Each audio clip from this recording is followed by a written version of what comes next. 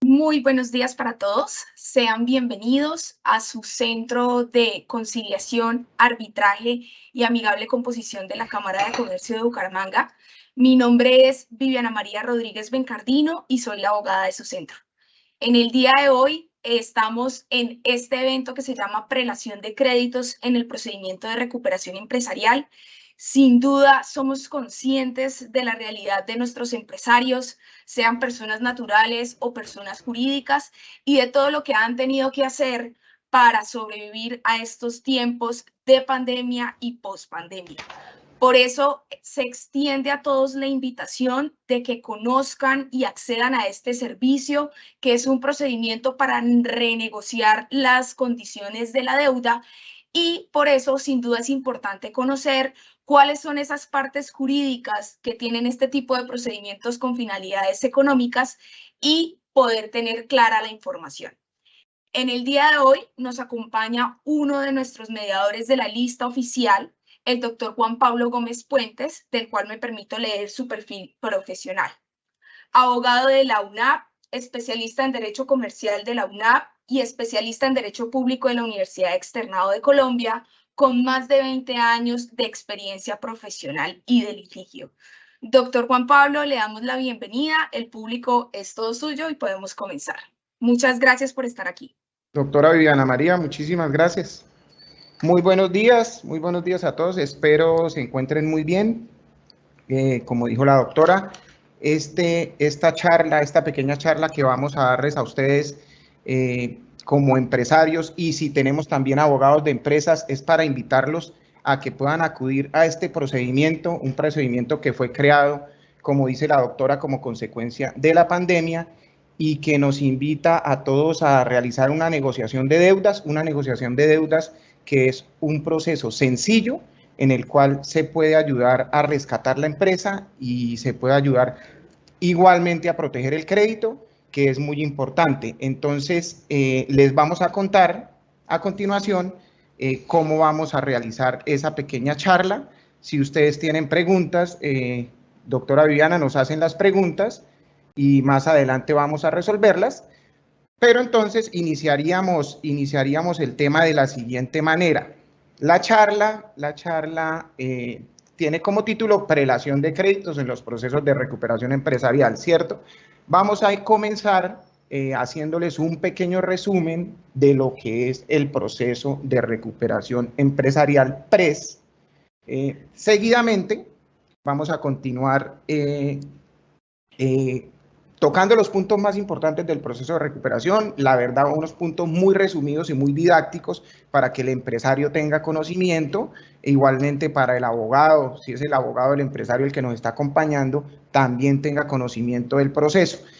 Vamos a tocar un tema de una definición muy corta. Vamos a hablar del marco normativo, es decir, de las disposiciones bajo las cuales se rige este procedimiento.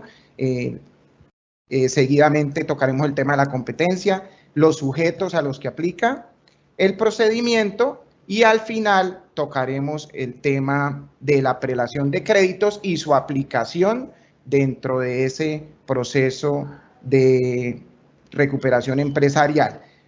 Entonces vamos a empezar, doctora Viviana, con la primera diapositiva para referirnos a la definición del proceso de recuperación empresarial. ¿Qué podemos decir? ¿Cómo podemos definir el proceso de recuperación empresarial de una manera sencilla? Es un proceso de negociación de deudas que busca la mitigación de los efectos económicos que fueron ocasionados por la pandemia sobre las empresas afectadas, con el fin de lograr su recuperación y su conservación, ya sabemos, como una unidad de explotación económica y una fuente generadora de empleo. ¿Cuál es el marco normativo? El marco normativo se centra en unas disposiciones muy concretas. Las disposiciones son el decreto 560 del 2020, es un decreto de abril 11 del año 2020, miren lo oportuno del decreto, un mes posterior a la declaración de la pandemia, y en esa norma se adoptan medidas transitorias especiales en materia de insolvencia en el marco del estado de emergencia social y económica. La otra disposición sobre la cual se tiene que ceñir el procedimiento es el reglamento de la Cámara de Comercio de cada jurisdicción. Ese reglamento pues toca más que todo los temas de forma del proceso, es decir, el procedimiento y un tema también de tarifas, la forma de presentación de la solicitud, todo el procedimiento y el trámite que se lleva dentro de la negociación de la deuda con los acreedores. Y al final también pues tenemos que referirnos a la ley 1116 de 2006. Como ustedes conocen, la ley 1116 del 2006 es el régimen de insolvencia empresarial, conocido también como el régimen de reorganización empresarial, y es el que trata esas negociaciones de deudas entre comerciantes y otros temas también inherentes al comerciante y al proceso de reorganización, el proceso liquidatorio y afines. ¿Qué dice el decreto 560 del 2020 de la ley 1116? Habla de la aplicación subsidiaria de la ley 1116 y señala que en lo no dispuesto en el presente decreto legislativo, que es el 560, para la negociación de emergencia de acuerdos de reorganización y los procesos de recuperación empresarial, en cuanto fuere compatible con su naturaleza, se aplicarán las normas pertinentes contenidas en la ley 1116 del 2006. Todo lo que no se encuentre consagrado en el decreto 560 del 2020, tenemos que ir por remisión entonces a la ley 1116 del 2006. Vamos a manejar, el procedimiento se va a manejar con esas dos normas que son las principales. Otro tema es el tema ya de la competencia. La competencia es la de la Cámara de Comercio de jurisdicción territorial del domicilio del deudor a través de su centro de conciliación. Es decir, para ser concretos en el tema de nuestro departamento, la competencia la tiene la Cámara de Comercio de Bucaramanga, que es la que tiene la jurisdicción territorial. Entonces las solicitudes se presentarían ante el centro de conciliación de nuestra Cámara de Comercio. ¿A quiénes aplica este proceso de recuperación empresarial? Aplica a todos los deudores sujetos al régimen de insolvencia previsto en la ley 1116 del 2006 en su artículo 2. Entonces acá la ley 1116 pues, nos consagra la aplicación de los sujetos a los cuales aplica, es decir, la legitimación que sería por activa y que le aplicaría este tipo de proceso de reorganización empresarial. En resumen, de recuperación, perdón. En resumen, serían las personas naturales, comerciantes y jurídicas que realicen negocios permanentes en el territorio nacional y los excluidos del artículo 3.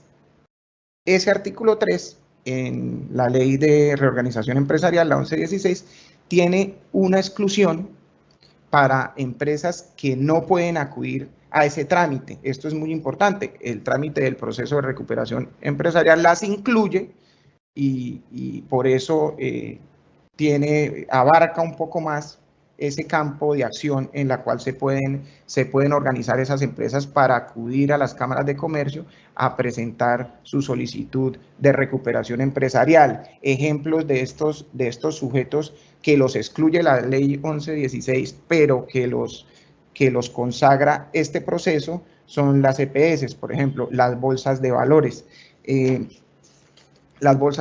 agropecuarias. Son varias empresas que se encuentran excluidas de la ley 1116, pero que esta norma las puede incluir y les permite que puedan acudir a este procedimiento tan expedito y de verdad que nos sirve tanto pues, en estos momentos, y es muy bueno que lo sepamos, lo conozcamos para poder aplicarlo, porque hay mucho desconocimiento. El procedimiento ya sería el procedimiento consagrado en el reglamento de cada Cámara de Comercio.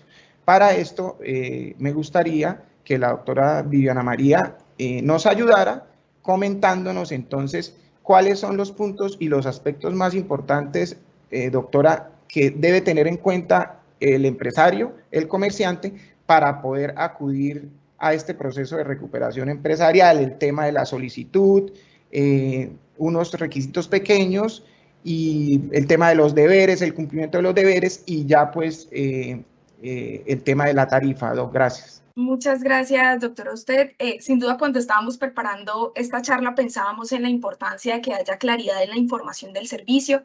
Este es un procedimiento que, como nació con ocasión de la pandemia, ya desde el año 2020, lamentablemente no ha tenido gran acogida por parte de los empresarios, justamente porque no hay claridad de la información. Entonces, para referirnos a esta parte del procedimiento, seré muy sencilla en cómo sucede.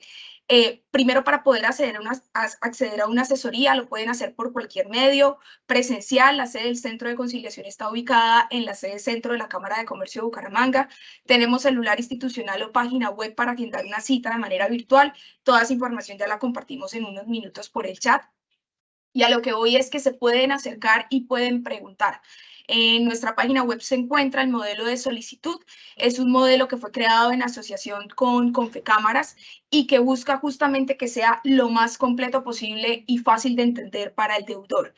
En esa solicitud hay una presentación inicial del deudor, por supuesto, de todas las acreencias que tiene, cuáles son los fundamentos, como ya lo mencionaba el doctor, o cuáles son esas causales que lo llevaron a esta situación, un recuento de la memoria explicativa, quién era el empresario, qué pasó con el empresario después de la pandemia, cómo está sobreviviendo hoy y, por supuesto, todo el fundamento contable y financiero que tiene que tener. Y aquí soy muy enfática en decir que es necesario traer estados financieros, es necesario traer proyecciones de flujos de caja, inventario de activos y de pasivos, porque eso es justamente lo que refleja la realidad del deudor y eso es justamente lo que más adelante nos lleva a entender cómo funciona la prelación de créditos.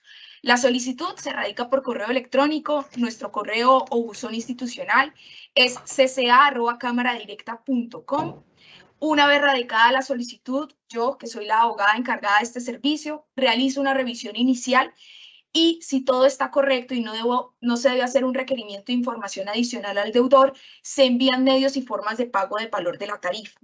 Hay que referir que el servicio tiene un costo, sin embargo, el costo que fue dado a nivel nacional es muy inferior de cualquier otro tipo de procesos de insolvencia y además, desde nuestro centro siempre estamos procurando tener vigentes campañas de descuento. Incluso hasta hoy tienen 10% de descuento todas las personas que radiquen su solicitud para este procedimiento de recuperación empresarial. Una vez se asume el pago del valor de la tarifa, al cual voy a referir, solamente son 3 posibles valores. Si estamos hablando de unos pasivos inferiores a 100 millones de pesos, el valor del servicio es de 1 millón de pesos más el 19% de IVA. Si estamos hablando de 100 millones un peso hasta 15.000 millones de pesos, el valor de los pasivos, corresponderá a la tarifa del servicio al 1% de ese valor, y si es de 15.000 millones de pesos en adelante, será de 100 millones de pesos. Esta información, vuelvo y digo, también está publicada en nuestro sitio web y pueden consultar el tarifario. Cuando ya se haya recibido el valor del pago, se procederá a la designación del mediador. Tenemos una lista oficial de mediadores. Como les decía en un principio, el doctor Juan Pablo es uno de nuestros operadores.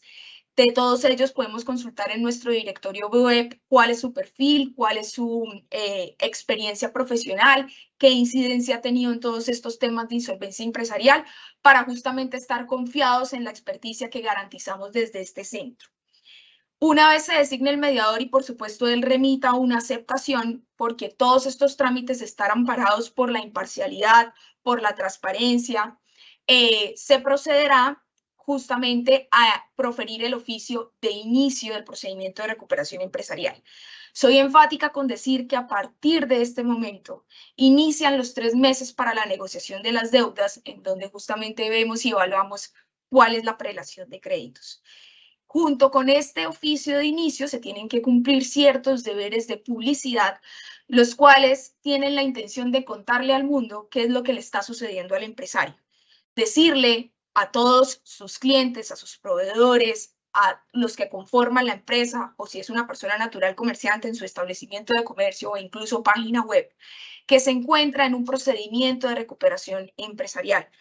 ¿Qué significa que se encuentre en un procedimiento de recuperación empresarial? Que durante el tiempo de la negociación, que son de 3 meses, no se le puede iniciar al deudor en contra procesos ejecutivos o de naturaleza coactiva que estén notificados, que no se le pueden iniciar, y los que ya estén efectivamente notificados, perdón, pasarán a ser suspendidos. Esto tiene la intención de que el deudor se pueda concentrar con sus acreedores en una negociación y no esté pendiente de contestar demandas, de contestar requerimientos judiciales en otros despachos. Ya después de que sean cumplidos estos requisitos, el centro hace una entrega en cabeza de la dirección, por supuesto, al mediador del expediente, y es ahí cuando el mediador comienza con toda su gestión de negociación. Él es el puente que une al deudor con los acreedores, es aquel que facilita la comunicación, el encargado de realizar las audiencias. Hay que decirlo, las audiencias las podemos hacer presenciales en cualquiera de las salas que tenemos disponibles o virtuales a través de esta plataforma que tenemos de nuestra entidad promotora, que es Microsoft Teams. Ese mediador también será el encargado de suscribir las actas, de dar buena fe de ellas y, por supuesto, llegado el punto y llegado el final, decir si existió un acuerdo o un fracaso del procedimiento. Yo creo, doctor Juan Pablo, que con esto referimos a grandes rasgos cómo funciona el servicio, cuál es la dinámica para la presentación de las cosas, cómo avanza. Sin duda hay que decirlo, todas las comunicaciones son enviadas por correo electrónico. Procuramos que el deudor tenga una comunicación cercana con nosotros como centro y, por supuesto, también con el mediador, sin olvidarnos de los principios que rigen al procedimiento, con la intención de acompañarlo. Acá buscamos que el deudor empresario esté acompañado en la negociación de sus deudas y que, por supuesto, los acreedores a los que sean convocados y los que llamemos también entiendan qué es lo que está sucediendo, cuál es la información, dónde pueden consultar todo lo que el deudor presentó en su solicitud, que es a través de nuestro expediente electrónico. Doctor Juan Pablo, podemos continuar y muchísimas gracias por el espacio. Doc, muchísimas gracias por esa explicación tan importante. Y aprovechando esa explicación sobre el procedimiento, entonces me remito al punto del tema de la solicitud de la recuperación, ¿cierto? Del documento inicial, que es el documento de la solicitud del proceso de recuperación empresarial. En ese documento, y si quiere, Doc, si miremos esa ahí, quedémonos ahí en el tema de la prelación de créditos. Perfecto. En ese documento de la solicitud para acudir al procedimiento de la recuperación empresarial, es muy importante incluir una serie de requisitos que deben estar consagrados y se exigen. ¿Qué requisitos son? El requisito es acompañar a esa solicitud un documento que se llama proyecto de calificación y liquidación de los créditos, ¿cierto? Y adicionalmente un proyecto y un documento de determinación de derechos de voto. ¿Cuál es la relación de ese proyecto de calificación y graduación de los créditos con el tema de la prelación? En ese documento tiene que ir la indicación de todas las deudas, todos los créditos que la persona posee en este momento, todas las obligaciones que se encuentran en mora, y la relación que se hace tiene que cumplir con una prelación. Entonces, esa prelación, como les estoy señalando acá en este cuadrito, hace referencia a la posibilidad de cobrar un crédito antes de otro según su clase. Es decir, tenemos que hablar en esa prelación de una preferencia para el pago de los créditos de acuerdo a la clase en la que se encuentran. Entonces, conforme lo que estamos señalando, debemos acudir al Código Civil en su título 15, artículos 28, 88 y siguientes, para establecer cómo se rigen estas clases, cómo se determinan y cómo se clasifican. Entonces, ¿qué tiene que tener en cuenta el empresario? El empresario tiene que tener en cuenta en qué clase se encuentra su crédito. Entonces, vamos a mirar el tipo de clases que existen para revisar esos créditos que hay y cómo quedarían indicados dentro de la solicitud para el tema de la prelación de los pagos que se establecieran en el futuro acuerdo que fuéramos a presentar. Entonces, el Código Civil los determina y los relaciona de la siguiente forma. En la primera clase, es decir, los créditos que se tienen que pagar con preferencia a todos los demás, se encuentran los créditos del fisco y municipalidades por impuestos fiscales o municipales devengados. Un ejemplo, el pago del impuesto predial, del inmueble, del deudor, el pago de los impuestos del vehículo, todos esos créditos que tienen como acreedor al fisco. Le hace departamentos, municipios o la Dirección de Impuestos y Aduanas Nacionales, DIAN, ¿cierto? Entonces, estos créditos son los principales, los preferentes y se encuentran dentro de la primera clase. Otros créditos que se encuentran dentro de la primera clase son los laborales, como salarios, sueldos y prestaciones que provienen del contrato del trabajo.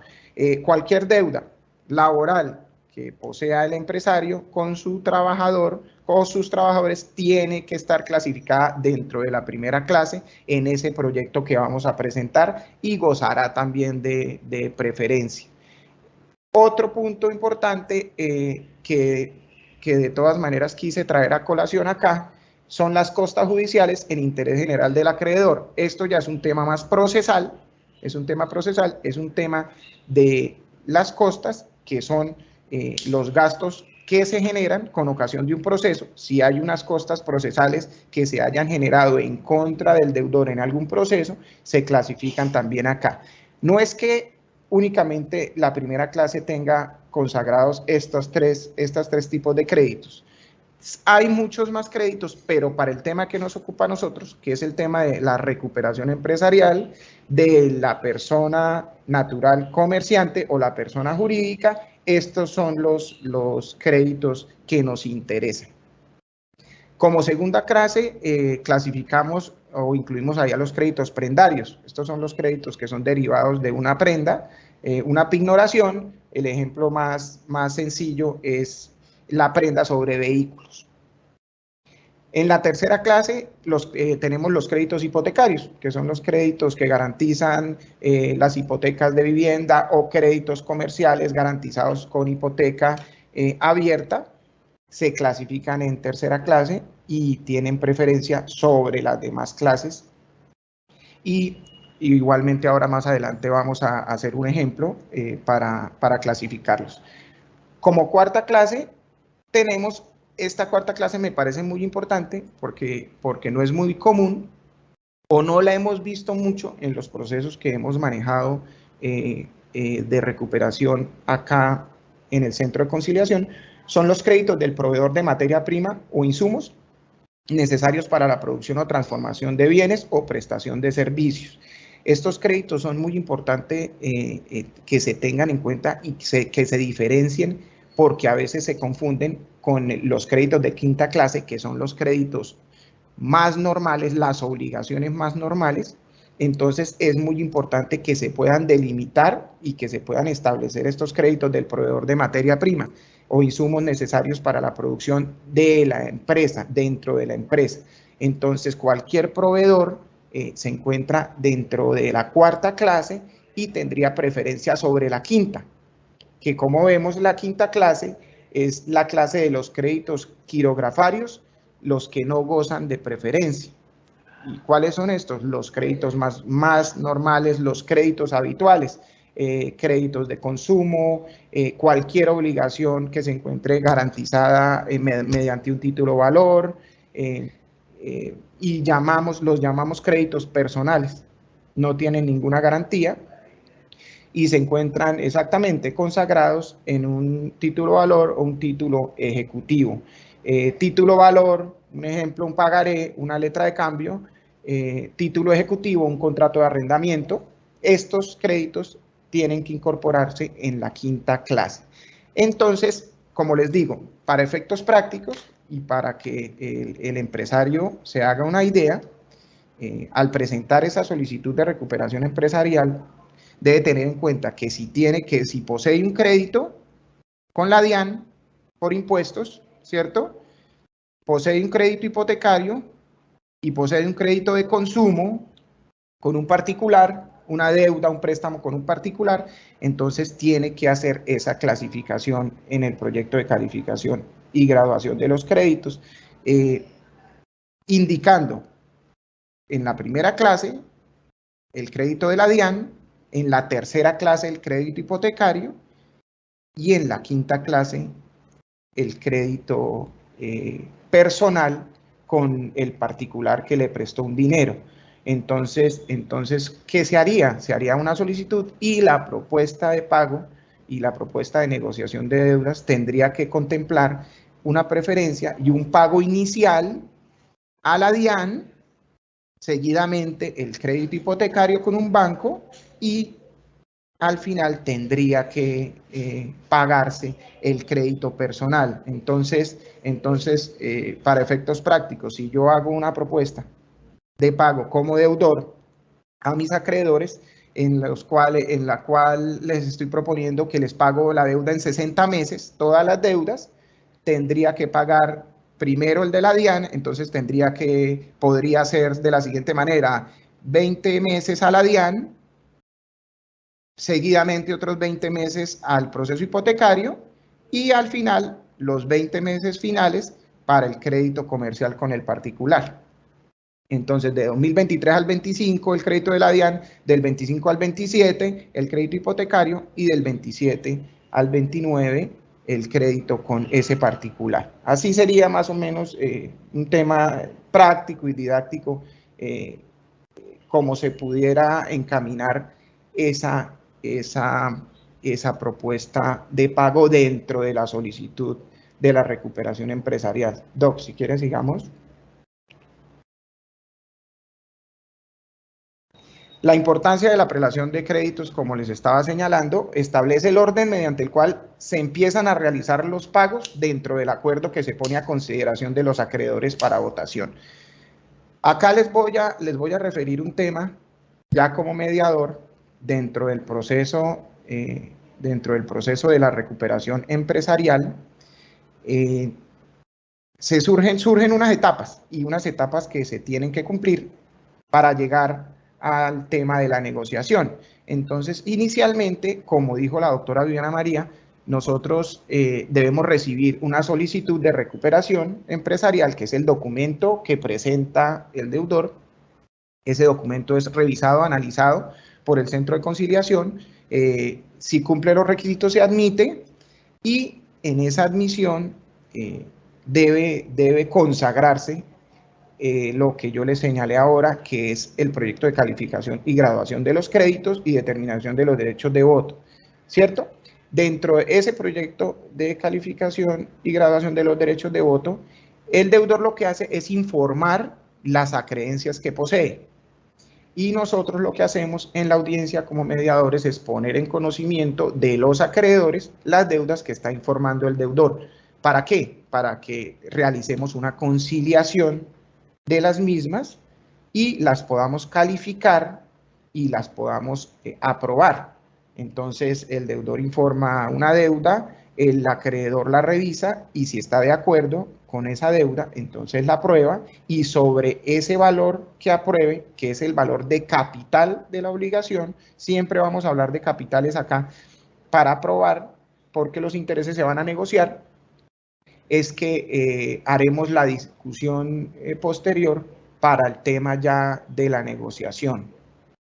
Entonces, en esas audiencias lo que hacemos inicialmente es intentar la conciliación de las obligaciones, que sean reconocidas las obligaciones por el deudor una vez el acreedor las coteja y las valida, ¿cierto? Entonces, es muy importante eso, es muy importante que el empresario cuando acuda al procedimiento tenga muy claras las obligaciones que posee, haga un listado correcto y completo, y tiene que incluir la totalidad de obligaciones que posee, por supuesto, para que queden encuadradas dentro de la negociación que se va a hacer en esa propuesta de acuerdo que va a presentar.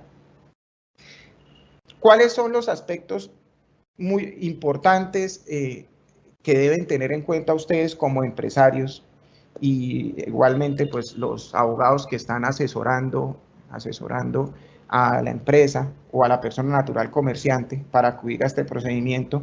Es que la información contable y financiera tiene que estar al día, es decir, tenemos que tener estados financieros al día, los balances al día, las notas de los estados financieros. Esa documentación contable es muy importante que esté completa, que esté correcta y que esté diligenciada al día y con cumplimiento de la ley.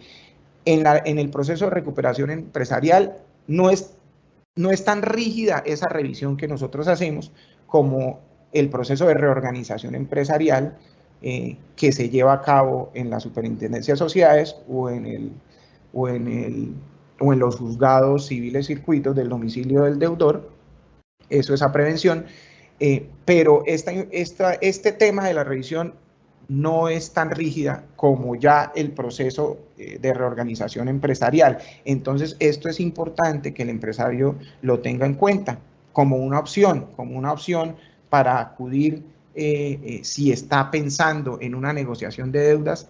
Yo sí lo invitaría a que acudiera inicialmente al proceso de recuperación empresarial, porque es un proceso más expedito, más sencillo, en el cual puede lograr esa negociación de las deudas sin tener que acudir a un proceso de reorganización, que es un proceso, como yo les dije, más rígido, con más solemnidades, y es un proceso mucho más demorado y que va a implicar muchos más sacrificios en cuanto a tiempo, en cuanto a gastos. Entonces, es muy importante que tenga en cuenta este tema de la información contable.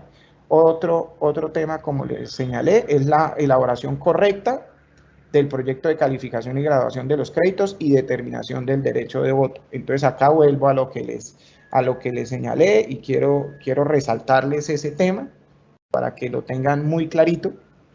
Es el tema de la correcta elaboración del proyecto de calificación y graduación dentro de la solicitud. Tiene que venir ya ese proyecto de calificación y graduación con las obligaciones de acuerdo a la prelación de créditos que vimos con anterioridad, clasificados así.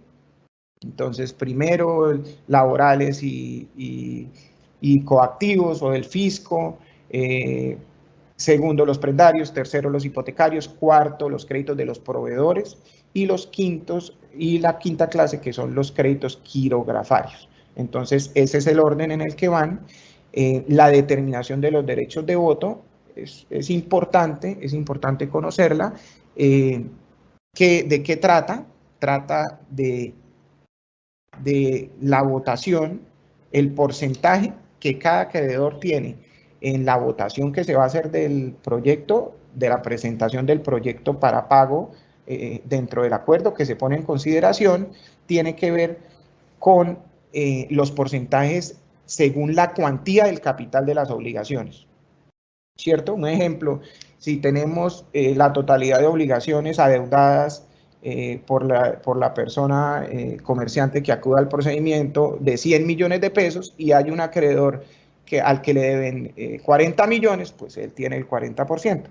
Entonces, ese 40% en la determinación de los derechos de voto es muy importante y eso tiene que tenerlo en cuenta para el tema de la votación. Y se hace o se tasa, se determina de acuerdo al capital. Siempre capitales de obligaciones para el tema de las votaciones del acuerdo que vayamos a presentar. Otra consideración importante que me parece a mí que le debemos dar a los empresarios es que dentro de la propuesta ya del acuerdo de pago se revisen temas de plazos razonables, un reconocimiento de intereses.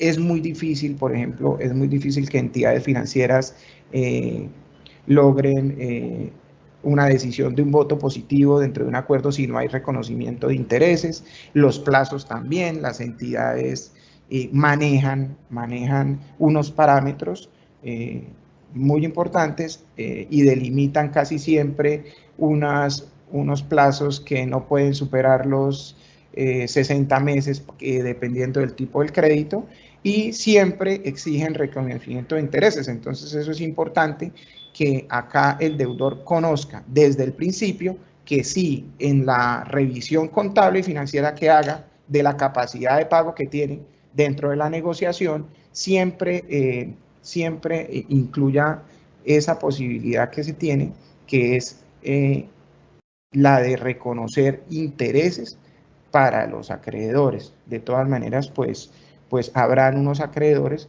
a los cuales se les podrá reconocer un tipo de interés, dependiendo también la prelación del crédito, porque la prelación, ¿qué significa? Prontitud en el pago, ¿cierto? Si yo tengo un crédito en primera clase, significa que me lo van a pagar preferentemente y me lo van a pagar prontamente. Entonces no voy a tener que tampoco ofrecer un reconocimiento de intereses tan alto, porque voy a jugar con el plazo que le voy a presentar a ese acreedor. De todas maneras, es bueno recordar que hay entidades del orden estatal que prohíben la condonación de intereses. Entonces, muchas veces este reconocimiento se hace obligatorio por el tema fiscal. Entonces, siempre el deudor debe reconocer unos intereses para el caso de los impuestos prediales, y las alcaldías no están autorizadas a hacer condonaciones porque se presentaría un supuesto daño fiscal. Entonces nunca, si no hay amnistías que estén decretadas, pueden hacer estas rebajas de los intereses. ¿Qué más les diría yo? Ya para terminar, les diría, amigos empresarios y colegas abogados que están asesorando a sus empresas en estos temas de recuperación empresarial, en estos temas de insolvencia, en estos temas de reorganización empresarial. Recordemos que el tema también que también valga la pena señalarlo, que ahorita pues está muy en boga, es el tema de la insolvencia de persona natural no comerciante, que regula el Código General del Proceso. Ese es un tema pues que acá en este proceso pues no lo cobija, pero es bueno de todas maneras que lo nombremos. También existen pues unas modalidades de negociación de deudas que en este momento pues yo, que soy abogado representante de entidades financieras y empresas en estos temas de reorganización empresarial e insolvencia, estoy conociendo, y de verdad que se han incrementado mucho. Entonces, ¿qué le diría yo a los empresarios y a los amigos que nos acompañan?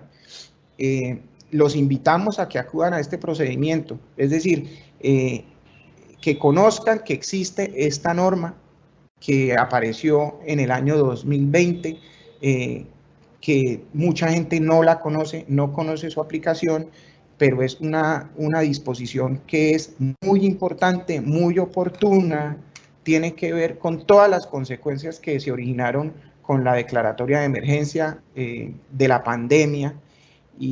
Pero si bien se habla de esa declaratoria de la pandemia, también puede cobijar empresas que, aunque estaban en una difícil situación con anterioridad a la pandemia, y ya la pandemia pues les ocasionó mucho más problemas y problemas de liquidez y financieros, pueden acudir a este procedimiento. Entonces yo sí los invito a que acudan al Centro de Conciliación de la Cámara de Comercio de Bucaramanga, se informen más. Con la doctora Viviana María nosotros estaremos muy atentos de todas las dudas que ustedes tengan. Bueno, si tienen preguntas en este momento, pues sería el momento oportuno para resolvérselas. Y no nada, y agradecerles mucho y decirles pues que estamos a la orden para cualquier asesoría que necesiten. Así es, doctor. Muchísimas gracias por esta exposición, muy necesaria en todos estos temas de procedimiento de recuperación empresarial. Le cuento que tuvimos un chat muy activo, así que procederé a realizarle las preguntas. Juan Camargo nos dice, ¿aplica o no a las personas naturales no comerciantes? A ver, hola Juan, ¿cómo está? Sí, le acabo de contestarle la pregunta minuticos antes. No, Juan, no aplica este proceso, el procedimiento de recuperación empresarial no aplica para personas naturales no comerciantes. ¿Cuál es el procedimiento que aplica para estas personas naturales no comerciantes? Es el consagrado en el Código General del Proceso, en los artículos 531 y siguientes, que es el régimen de insolvencia de persona natural no comerciante. Pero Juan, es un procedimiento similar, muy parecido, que sí consagra también regulaciones de la ley 1116, pero en este caso uno se tiene que ceñir, es por el Código General del Proceso, pero es lo mismo, Juan, es un tema de una presentación de una solicitud de negociación de deudas. Lo que pasa es que la competencia la tienen las notarías en este momento y también las entidades vigiladas, que están autorizadas, y la Cámara de Comercio de Bucaramanga en el Centro de Conciliación ya inició con este programa para atender a personas naturales no comerciantes. Entonces, igualmente, valga y aprovechando aquí este panel, los invitamos a ustedes, personas naturales no comerciantes, a que acudan a este procedimiento y realicen la solicitud de negociación, se asesoren bien y realicen la solicitud de negociación con unos temas muy similares a estos, con también el proyecto de calificación, de determinación de derechos, y el procedimiento se maneja virtualmente también, o si quieren también la Cámara les ofrece a ustedes esas dos posibilidades del tema virtual y el tema presencial. Así es, doctor. Muchas gracias. Continúo con Melissa Pérez, que nos dice, ¿cuánto tiempo puede durar este trámite? Y también nos dice, si no se llega a un acuerdo con el empresario respecto de las obligaciones, ¿qué pasa con los embargos ya ejecutados? A ver, el artículo 9 del decreto 560 establece la duración. La duración de este procedimiento nos señala que tiene una duración máxima de 3 meses, ¿cierto, doctora Viviana? A partir del inicio del procedimiento. Y habla que tiene los efectos previstos en el artículo 17 de la ley 1116 de 2006, sin que proceda el levantamiento de medidas cautelares o autorizaciones allí previstas, ¿cierto? Entonces, no, este procedimiento no nos habilita a nosotros, no nos otorga esa facultad de poder suspender. ¿Por qué? Por lo expedito del trámite, no nos autoriza para levantamiento de embargos ni suspensión de los procesos. Listo, pero esta es la duración, 3 meses. ¿Y cuál es la otra pregunta que me dices? Que si no se logra la negociación... ¿Qué pasa con los embargos ya ejecutados? No, los embargos continúan. Los embargos continuarían. Perfecto, doctor. Tenemos acá más preguntas. Nos dicen, ¿los créditos laborales entran así el deudor esté al día al momento del PRES? Los créditos laborales entran, sí, claro que sí, tienen que ingresar. Por eso les decía yo a ustedes que se tienen que relacionar la totalidad de los créditos, ¿Qué es lo que pasa? Que por supuesto hay unos créditos que están al día, pero otros necesariamente van a estar en mora, porque si no, no tendríamos ese requisito de la cesación de pagos y no podríamos acudir al procedimiento. Entonces, sí, necesariamente algunos tendrían que estar en mora, pero otros podrían estar al día. Entonces, no había problema, pero sí tendríamos que relacionarlos. ¿Los proveedores estratégicos siempre estarán en cuarta clase o tienen alguna excepción? Yo considero que sí. Yo considero que el proveedor el proveedor siempre va a estar en cuarta clase y va a tener preferencia con contra los o sobre los acreedores quirografarios. Lo que pasa es que acá lo que sí tenemos que hacer, y es deber del mediador, es determinar si ese crédito sí corresponde efectivamente a un proveedor de materias primas o de servicios. ¿Esto cómo? Pues de acuerdo y dependiendo del objeto social de la empresa, a lo que se dedique el empresario, y con eso pues nosotros tenemos que hacer la relación y la valoración de que si efectivamente se trata de un proveedor o quieren de todas maneras hacer incluir un crédito de quinta como de un proveedor. Pero sí, claro, cuarta clase. Listo, Doc. Los créditos con garantía mobiliaria sobre acciones, ¿cómo procede? Esos créditos de garantía mobiliaria, no olvidemos que la garantía mobiliaria tiene que ver también dependiendo, o sea, esa pregunta es bastante genérica porque podrían haber garantía mobiliaria sobre qué, sería específicamente sobre qué. Me dices de los créditos. No, simplemente dice créditos con garantía mobiliaria. Hay que recordar, Doc, que también en la parte de cumplimiento de deberes, para todas las acreencias con garantía mobiliaria se tiene que hacer el registro ante Confecámaras.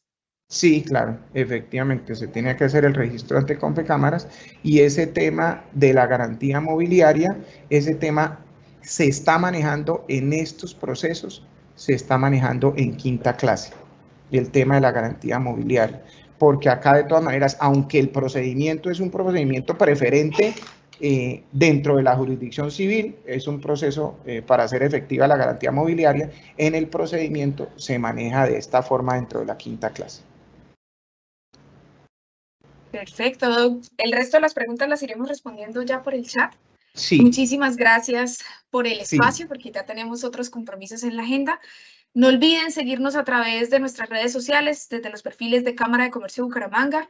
Este video y junto con otros videos del Centro de Conciliación estarán publicados en el perfil de YouTube para que por favor nos acompañen.